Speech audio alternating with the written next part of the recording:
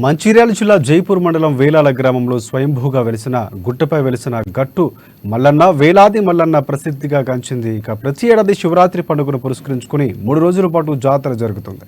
ఇక ఈ జాతరలో స్వామివారికి పట్నాల బోనాలతో మొక్కులు చెల్లించుకుంటారు. ప్రతి ఏటా శివరాత్రి పండుగ రోజున ఉమ్మడి జిల్లాల నుంచే కాకుండా మహారాష్ట్ర, ఛత్తీస్గఢ్ నుంచి అధిక సంఖ్యలో భక్తులు తరలివచ్చి స్వామిని దర్శించుకుంటారు.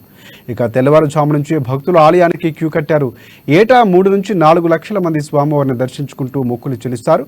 ఇక ఇందుకు సంబంధించి గట్టు మల్లన్న, వేలాల మల్లన్న ఆలయం నుంచి మరింత సమాచారాన్ని మా ప్రతినిధి నరేష్ అందిస్తారు.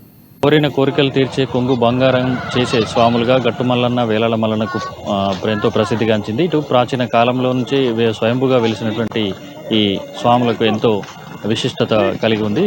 ఇటు ఉత్తర తెలంగాణలోనే శైవ క్షేత్రాల్లో ప్రాచీన క్షేత్రంగా, ఇటు మంచిర్యాల జిల్లాలో ఉన్నటువంటి జైపూర్ మండలం వేలాల గ్రామ శివారులో గుట్టపై స్వయంభుగా వెలిసినటువంటి గట్టుమల్లన్నతో పాటు వేలాల గ్రామంలో వెలిసినటువంటి వేలాల మల్లన్న ఎంతో కొంగు బంగారంగా కోరిన కోరికలు తీర్చే స్వాములుగా ఎంతో ప్రసిద్ధిగాంచింది. మరి ఈ క్రమంలోనే ప్రతి ఏటా మహాశివరాత్రి సందర్భంగా మా శివరాత్రి పండుగ పురస్కరించుకొని వేలాది మంది భక్తులు తరలి వస్తూ ఉంటారు.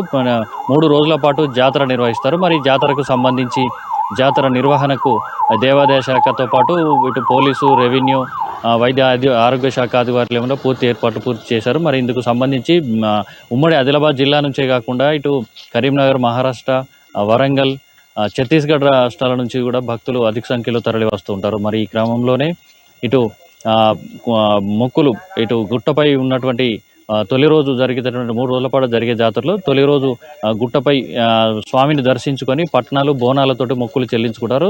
రెండవ రోజు కళ్యాణం నిర్వహిస్తారు.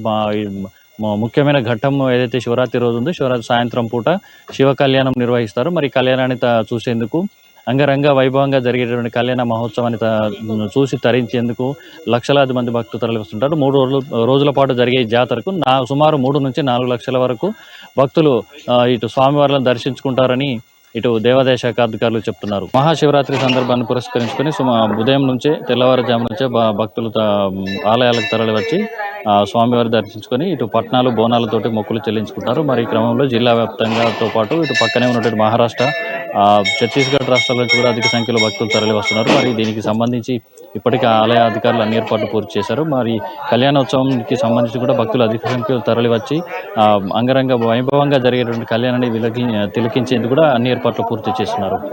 కెమెరా పర్సన్ శ్రీనివాస్తో నరేష్, అమ్మ న్యూస్, మంచిర్యాల.